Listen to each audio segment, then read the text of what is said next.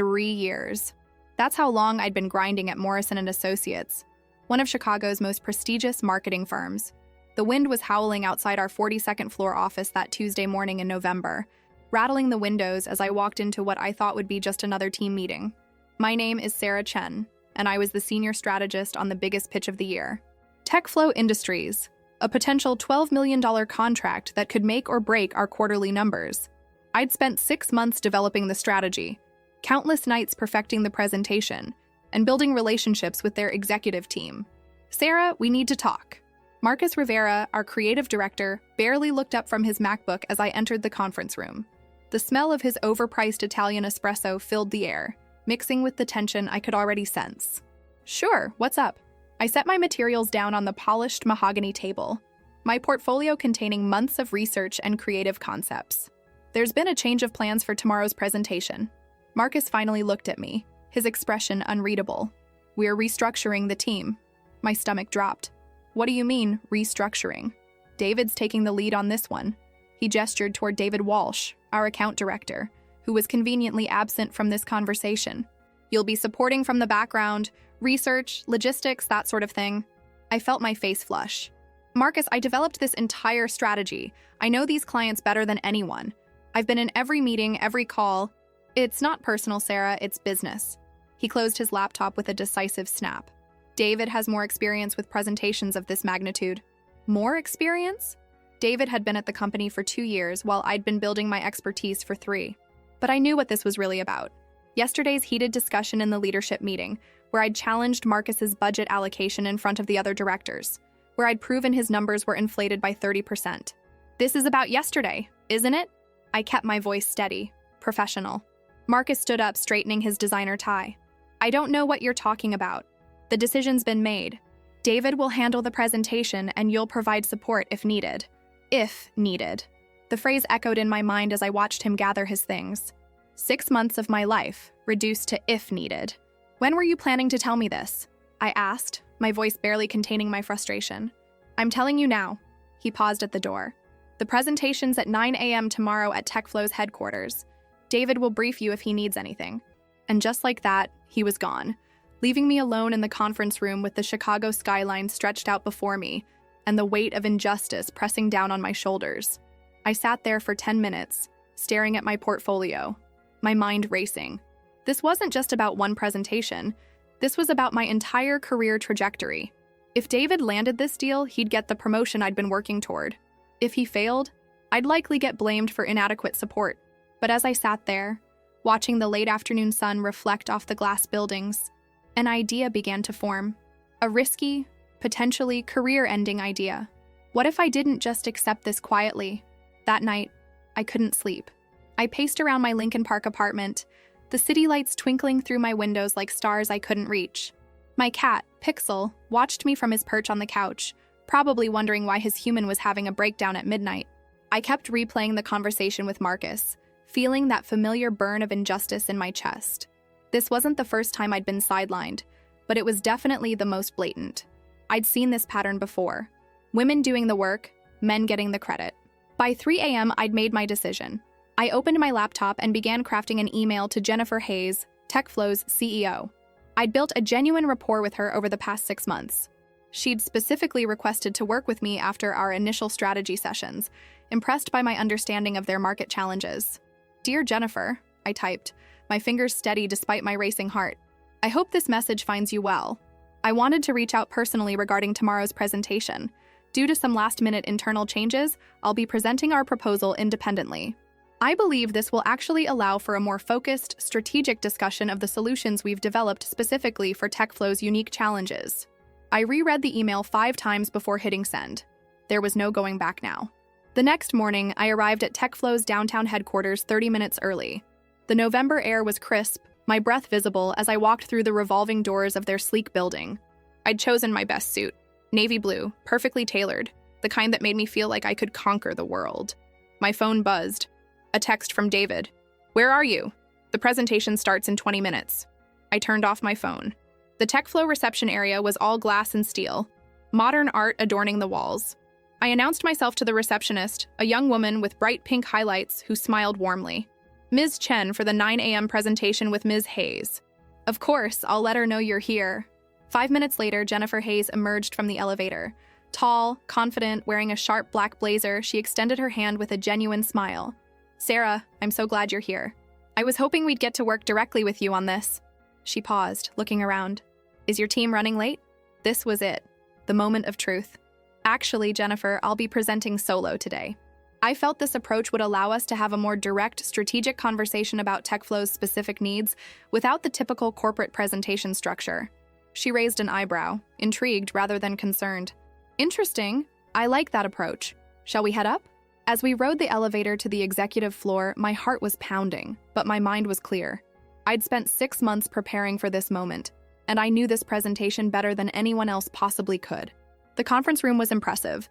Floor-to-ceiling windows overlooking Lake Michigan, a massive table that could seat 20 people. Today it would host Jennifer, her COO Michael Torres, and CFO Lisa Kim, 3 decision-makers who would determine the fate of a $12 million contract. Gentlemen, ladies, Jennifer announced as we entered, I'd like you to meet Sarah Chen from Morrison & Associates. She'll be presenting their proposal today. As I set up my materials, I caught Michael glancing at his watch. Lisa was already reviewing printed materials, her pen ready for notes. These were serious people who didn't waste time on pleasantries. I connected my laptop to their presentation system, my slides loading perfectly. 6 months of work, distilled into 45 slides that told the story of TechFlow's challenges and our solutions. Before we begin, I said, standing at the head of the table, I want to thank you for this opportunity. Over the past 6 months, I've had the privilege of learning about TechFlow's unique position in the market, your challenges, and your ambitious goals. Today, I'm not just presenting a marketing strategy. I'm presenting a roadmap for the next phase of your company's growth. I clicked to my first slide. The title read, TechFlow 2024, Beyond Traditional Marketing. And then I began to tell the story I'd been preparing to tell for months. Traditional marketing approaches don't work for companies like TechFlow. I began, my voice steady and confident. The morning sun streamed through the conference room windows, casting long shadows across the polished table. You're not selling a product. You're selling transformation. I clicked to the next slide, revealing the comprehensive market analysis I'd developed. Over the past 6 months, I've analyzed your competitors, studied your customer journey, and identified 3 critical gaps in the current marketplace that TechFlow is uniquely positioned to fill. Jennifer leaned forward, her attention completely focused. Michael had stopped checking his watch. Lisa was taking notes. The first gap is trust. I moved to a slide showing customer survey data. 67% of your target demographic has been burned by previous tech implementations. They're not looking for features. They're looking for reliability and partnership. I walked them through each data point, explaining how I'd gathered insights through customer interviews, market research, and competitive analysis. This wasn't just theory. This was intelligence gathered through months of dedicated work. This brings us to our first strategic pillar, positioning TechFlow not as a vendor, but as a strategic partner. The slide changed to show a relationship diagram I developed. Instead of leading with product features, we lead with problem-solving capabilities. For the next 20 minutes, I detailed our comprehensive approach. Social media strategy that focused on customer success stories rather than product demonstrations. Content marketing that addressed real pain points in the industry. A partnership program that would turn TechFlow's existing customers into advocates. The second gap, I continued, is education. Your product is sophisticated, but your market doesn't fully understand its capabilities.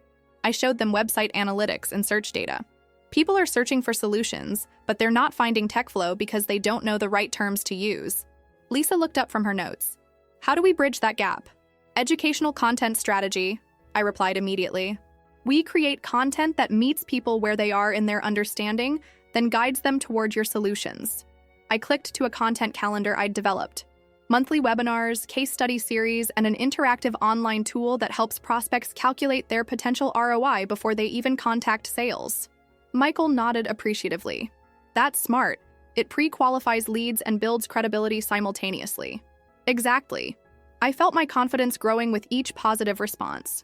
The third gap is differentiation. There are 12 companies in your space, but only 3, including TechFlow, that can handle enterprise-level implementations. I showed them a competitive positioning matrix I'd created, plotting each competitor based on capability and market presence. Most of your competitors are fighting over the same messaging territory. We're going to claim the high ground, the space that belongs to true enterprise partners. The presentation continued for another 15 minutes, covering implementation timelines, budget allocation, and expected ROI. I'd calculated conservative projections showing a 340% return on their marketing investment within 18 months. The bottom line, I concluded, is that this isn't just a marketing campaign. It's a comprehensive strategy to position TechFlow as the definitive leader in your space. Not just another option, the obvious choice. I clicked to my final slide. TechFlow 2024, leading the industry forward. The room was quiet for a moment. Jennifer was reviewing her notes. Lisa was still writing, and Michael was staring at the competitive analysis on the screen. Finally, Jennifer spoke. Sarah, this is exactly what we were hoping for. You've clearly understood not just our business, but our market position and growth opportunities. I have one question, Lisa said, looking up from her notes. This level of strategic thinking and market analysis, this isn't typical for a marketing proposal. How did you develop this depth of insight? I smiled. I spent 6 months treating your business like it was my own. I interviewed your customers, studied your competitors, analyzed your market data, and identified opportunities that others might have missed. This proposal isn't based on assumptions, it's based on evidence. Michael leaned back in his chair. What's the timeline for implementation? We can begin immediately, I replied. I've already developed the foundational materials, identified key partnerships, and created the content framework. The first phase can launch within 2 weeks. Jennifer closed her portfolio and looked directly at me. Sarah, I have to ask, will you be personally overseeing this implementation? The question I'd been dreading. The question that would determine whether my risk had been worth it. That depends on several factors, I said carefully. But I'm fully committed to ensuring this strategy succeeds. This has been my project from conception to presentation, and I want to see it through to results. Jennifer nodded slowly. We'll need to discuss this internally, but I want you to know, this is exactly the kind of strategic thinking we need. Can you give us until end of day for a decision? Of course. As we shook hands and I gathered my materials, I felt a mixture of exhaustion and exhilaration. I just delivered the presentation of my career, but I still had no idea what would happen when I returned to the office. My phone had been buzzing throughout the presentation. I finally checked it as I walked through TechFlow's lobby.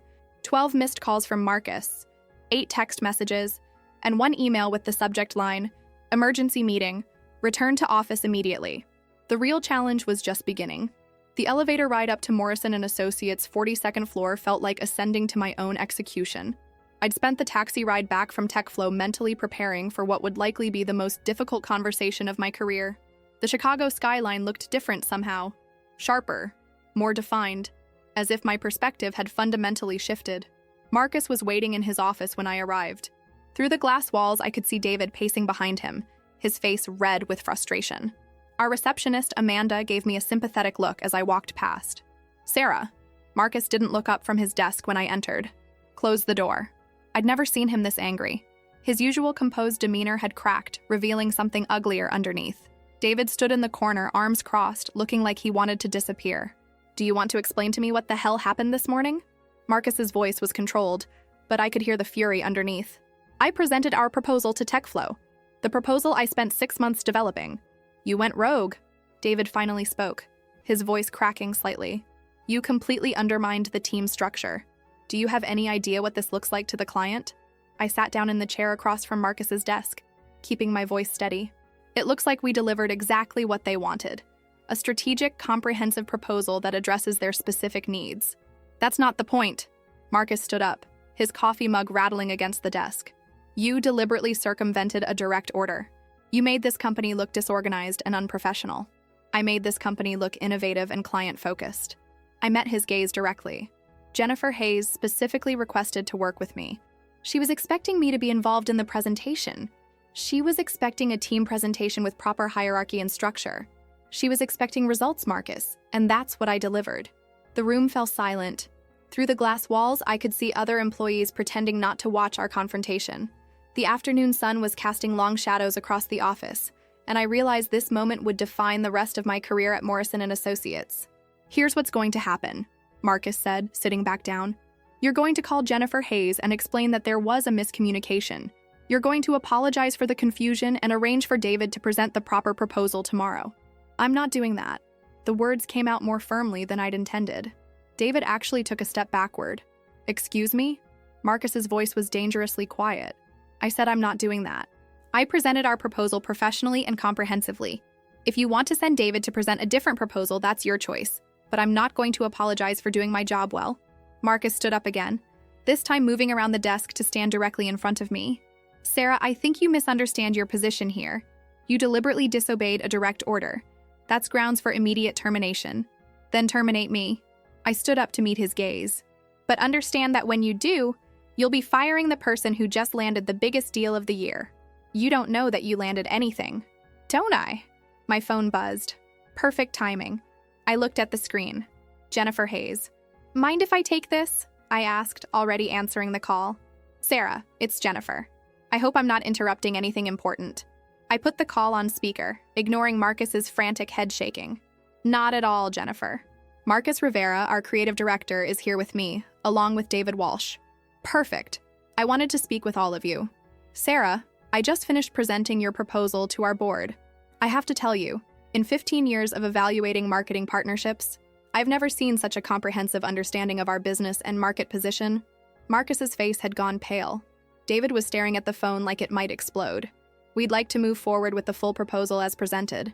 $12 million over 2 years with the option to extend based on performance. There's just one condition. My heart stopped. What's that? We want you personally overseeing the implementation. Your strategic insight is exactly what we need, and frankly, we don't want to work with anyone else. Is that something Morrison and Associates can accommodate? I looked at Marcus, whose jaw was clenched so tightly I thought he might break a tooth. I'm sure we can work something out, I said carefully. Excellent. I'll have our legal team send over the contracts tomorrow. Sarah, thank you for taking the risk to present directly to us. It showed real conviction in your strategy, and that's exactly the kind of partnership mentality we're looking for. After Jennifer hung up, the office was completely silent. Through the glass walls, I could see people trying to pretend they hadn't been listening to every word. Marcus sat down heavily in his chair. David slumped against the wall. $12 million, Marcus said finally. Over 2 years, I added, with extension options. Marcus looked at me for a long moment. I could see him calculating. The commission, the company's quarterly numbers, his own reputation with the partners. David, he said without taking his eyes off me, could you give us a moment? David practically ran from the office. That was quite a gamble, Sarah. It was a calculated risk based on 6 months of relationship building and strategic development. Marcus leaned back in his chair. You realize this changes things. I hope so. The client specifically requested you. That puts you in a very strong position. I nodded, waiting. I'm recommending you for promotion to Senior Account Director. You'll lead the TechFlow implementation and take on additional enterprise clients. What about David? David will learn from this experience, or he won't, and he'll find another company to work for. Marcus extended his hand. Congratulations, Sarah. You just proved that sometimes the biggest risks lead to the biggest rewards. As I shook his hand, I realized I'd learned something important about myself. I'd always been good at playing it safe, following the rules, waiting for opportunities to be handed to me. But sometimes you have to create your own opportunities.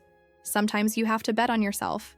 And sometimes, when you do, you discover you're capable of far more than you ever imagined. 3 months later, the TechFlow campaign had exceeded all projections. I had my own office, a team of 5, and a client roster that kept growing. But more importantly, I'd learned that success isn't just about doing good work. It's about having the courage to fight for recognition of that work. In a world that often tries to diminish your contributions, sometimes the most revolutionary act is simply refusing to be diminished.